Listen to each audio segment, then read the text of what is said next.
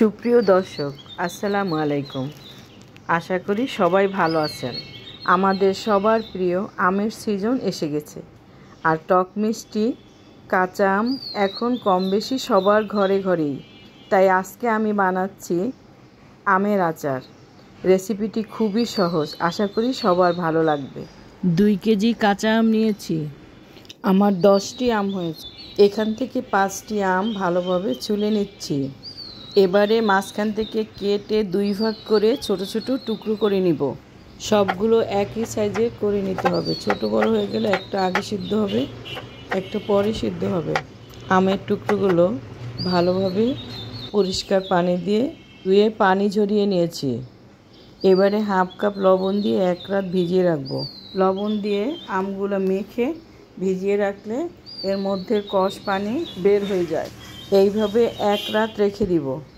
বাকি 5টি আম মাঝখান থেকে কেটে ছোট ছোট টুকরো করে নিব। এই পদ্ধতিতে আচার করলে আচারের বয়মটা একটু দৃষ্টিনন্দন হবে। কিছু আম সবুজ দেখাবে, বাকি আমগুলো সাদা দেখাবে। টুকরোগুলো ধুয়ে পরিষ্কার করে এর মধ্যে 1 টেবিল চামচ লবণ ও 1 চা চামচ হলুদের গুঁড়া, 1 টেবিল চামচ করে আদা রসুন বাটা দিয়ে ভালোভাবে মেখে একদিন রোদে রেখে দিব। একদিন পরে আচার তৈরি করে নিচ্ছি। এবারে ভেজে নিচ্ছি 1 টেবিল চামচ পাঁচফোড়ন।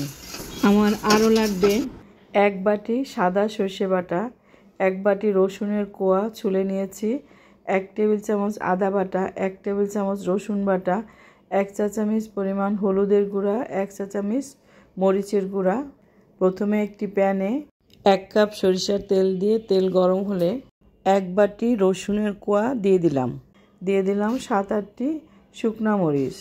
হালকা ভাজা হলে, বেশি ভাজবো না, ভেজে পুড়িয়ে ফেলবো না, আমি 1 টেবিল চামচ আর রসুন বাটা দিয়ে দিচ্ছি। রসুন দিয়ে খানিকক্ষণ নেড়ে চেড়ে দিয়ে দিব 1 টেবিল চামচ আদা বাটা, 1 বাটি সাদা সরিষা বাটা দিয়ে দিলাম।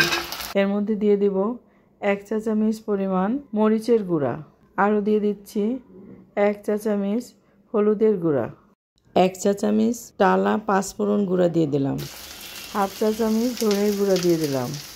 আবারও তেলের মধ্যে কষিয়ে নিয়ে এবারে দিয়ে দিব 2 টেবিল চামচ চিনি, 1 কাপ পরিমাণ সিরকা দিয়ে দিতে হবে। এই সিরকা দেওয়ার কারণে আমটা রোদে দেওয়া ছাড়াও দীর্ঘদিন ভালো থাকবে, নষ্ট হবে না। কিছুক্ষণ কষিয়ে নিয়ে লবণে ভিজিয়ে রাখা আমগুলো লবণ থেকে তুলে পরিষ্কার করে পানি ঝরিয়ে নিয়েছি। এই আমটা দিয়ে কিছুক্ষণ নেড়ে চেড়ে মশলা মিশিয়ে এই পর্যায়ে দিয়ে দিব খোসা সহ যে আমগুলো আদা রসুন হলুদ ও লবণ মেখে রেখেছিলাম, ওই আমগুলো দিয়ে দেব। আম দিয়ে ভালোভাবে নেড়ে চেড়ে কষিয়ে নেব। এবারে ভেজে রাখা আস্ত পাঁচফোড়নগুলো দিয়ে দিলাম। অফ ক্যামেরায় আরও 1 কাপ পরিমাণ সরিষার তেল দিয়ে দিয়েছি। তৈরি হয়ে গেল মুখে স্বাদ লেগে থাকার মতো আমের আচার। এবারে আচার নামিয়ে শুকনো কাচের বয়মে ভরে রাখবো। সবাই আমার চ্যানেলটি সাবস্ক্রাইব করবেন। আল্লাহ হাফেজ।